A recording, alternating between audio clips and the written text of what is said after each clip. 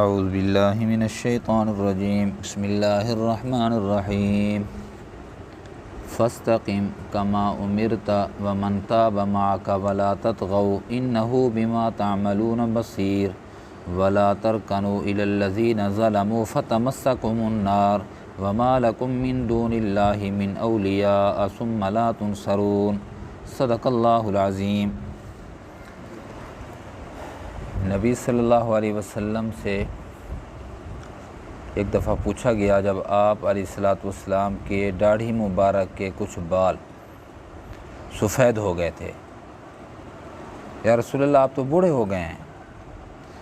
آپ صلی اللہ علیہ وسلم نے فرمایا ہاں، سورۃ ہود نے مجھے بوڑھا کر دیا ہے۔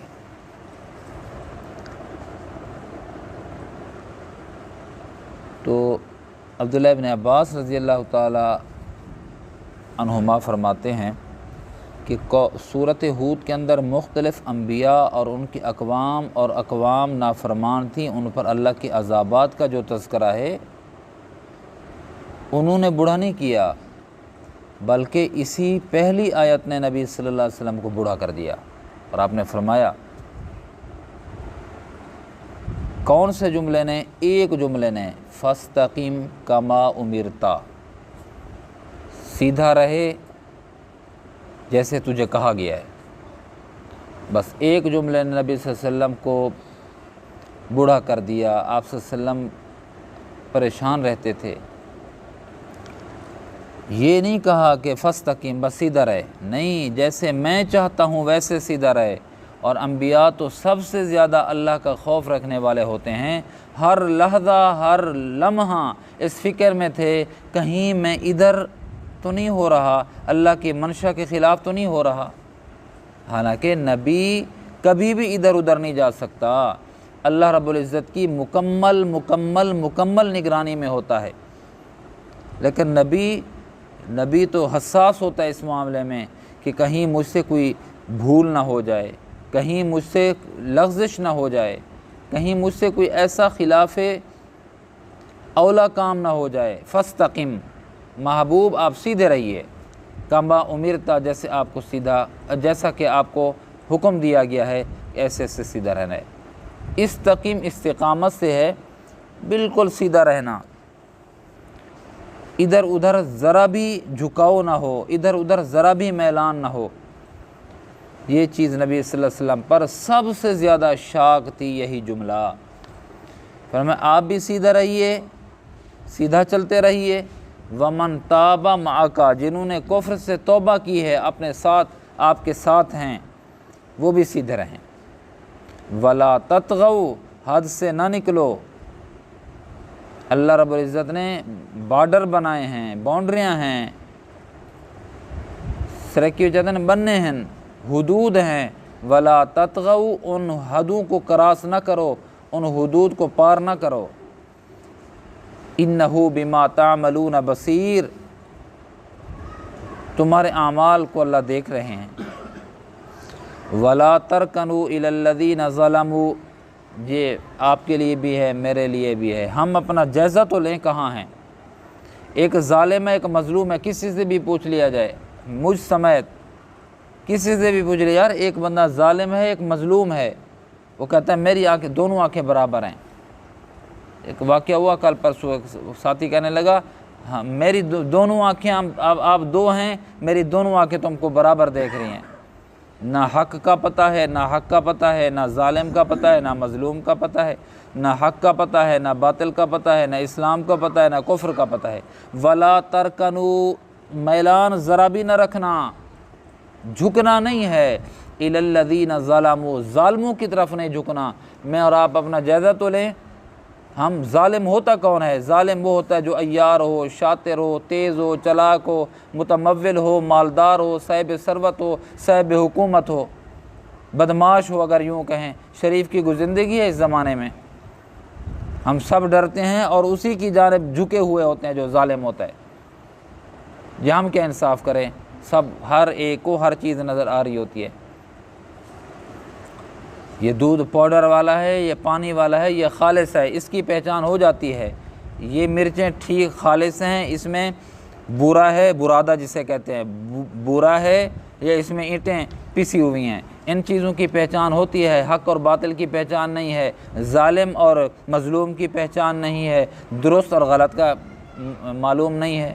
عجیب ہے، ولا ترکنوا الی الذین ظلموا، نہ جھکنا، ذرا بھی نہ جھکنا ظالم لوگوں کی طرف، ہم سارا کا سارا جھک جاتے ہیں۔ اللہ میاں اگر جھک گئے تو کیا ہوگا؟ Clear cut to the point اللہ نے فرمایا فتمسکم النار، تمہیں آگ چھو لے گی، تمہیں آگ پہنچے گی، تم آگ میں چلے جاؤ گے اگر تم نے ظالم کا ساتھ دیا۔ آج ظالم کا ساتھ دے رہے ہیں، بڑے سے لے کر چھوٹے تک، اعلیٰ سے لے کر ادنے تک، حکمران سے لے کر ایک چپراسی تک، ظالموں کا ساتھ دے رہے ہیں ہم لوگ ہر معاملے میں، ہر معاملے میں۔ ولا ترکنوا الی الذین ظلموا فتمسکم النار، یہ آیت بھی بہت سخت ہے کہ نہ جھکو، نہ ذرا میلان رکھو ظالم لوگوں کی طرف، ورنہ تم کو آگ پہنچے گی، آگ میں جاؤ گے، جہنم میں جاؤ گے۔ وما لکم من دون، یہاں فتمسکم النار پہ جہنم نہیں فرمایا، کلیئر کٹ بات آگ فرما دی ہے۔ جہنم اگرچہ آگ کا چیخا ہے، آگ ہی آگ ہے جہنم بھی، لیکن پوری وضاحت کر دی ہے، فتمسکم النار، تمہیں آگ میں ڈالا جائے گا، تمہیں آگ چھوئے گی۔ وما لکم من دون اللہ من اولیاء، اللہ کے علاوہ کوئی تمہارا پھر پرسان حال نہیں ہوگا، مددگار نہیں ہوگا، تمہارا کوئی خیر خواہ نہیں ہوگا۔ اور اللہ ظالموں کا ساتھ دینے والوں کے ساتھ کہاں ہوتا ہے؟ ثم لا تنصرون، تمہاری مدد نہیں کی جائے گی۔ تو میرے عزیزو، فاستقم کما امرت میں نبی صلی اللہ علیہ وسلم کو جہاں پر خطاب کیا گیا ہے، وہاں پر ومن تاب معک، اس میں صحابہ بھی ہیں، اس میں اور آپ بھی شامل ہیں۔ ذرا دیکھیں تو صحیح، ہم سیدھے جا رہے ہیں یا ادھر ادھر جا رہے ہیں؟ ترکنو کی جہاں میلان ہے، جھکنا ہے، اس کے تو کئی تفسیریں حضرات محدثین نے لکھی ہیں، مفسرین نے لکھی ہیں، صحابہ کرام کی طرف سے بھی ہیں کہ جھکنا کس کو کہتے ہیں؟ اہل بدعت کی جانب جھکنا، اہل بدعت کے پاس جانا، اہل بدعت کی تعظیم کرنا، اہل حق کو چھوڑ دینا، ان کی تعظیم نہ کرنا، یہ بھی ترکنو میں شامل ہے۔ اسی طرح اور بھی بہت سی باتیں کی ہیں۔ بہرحال میں اور آپ اپنی زندگی کا میرے عزیزو جائزہ لیں کہ ہم کہاں جا رہے ہیں، استقامت ہمیں ہے یا نہیں ہے۔ استقامت بڑی چیز ہے، اس لیے عربی مقولہ ہے کہ الاستقامت فوق الکرامہ، استقامت جو ہے، دین پہ ڈٹ جانا جو ہے، یہ کرامت سے بڑھ کر ہے۔ ایک اللہ والے کے پاس ایک شخص آیا، اس کا نام سن کے آیا اور حضرت کی خدمت میں کچھ عرصہ رہا، پھر جانے لگا۔ جب جانے لگا تو حضرت نے فرمایا، بھائی آئے تھے، جا رہے ہو، اتنے دن یہاں رہے، کیا کرنے آئے تھے، اب کیوں جا رہے ہو؟ کہا حضرت سیدھی سی بات یہ ہے، میں حاضر ہوا تھا آپ کو دیکھنے کے لیے کہ آپ کا تو نام سنا تھا، آپ سے کوئی کرامت کا صدور ہوتا بھی ہے یا نہیں؟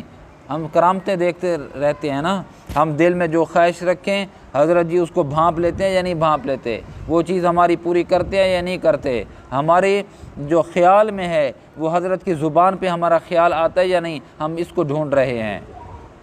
زمانہ چھان ماریں گے، کسی اللہ والے کے در پہ ٹکے گا نہیں، کسی کے بعد نہیں پہنچے گا۔ جو قدم ہر طرف اٹھ پڑتے ہیں وہ کبھی منزلوں کو نہیں پہنچتے۔ جانچو، پرکھو، بس پھر اسی کے ہو کے رہو، یہ ہے اصل۔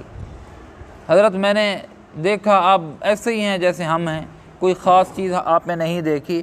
حضرت نے فرمایا، آیا جو تھا مجھے تنقیدی نگاہ سے تو دیکھا ہوگا؟ جی حضرت دیکھا ہے۔ فرمایا یہ بتا میری جلوت بھی تو نے دیکھی ہوگی، میری خلوت بھی دیکھی ہوگی، میری اٹھک بھی دیکھی ہوگی، میری بیٹھک بھی دیکھی ہوگی، لوگوں سے معاملات کرنا بھی دیکھا ہوگا، اور میری خاموشی بھی دیکھی ہوگی، میری عبادات بھی دیکھے ہوں گے، میرے معاملات بھی دیکھے ہوں گے۔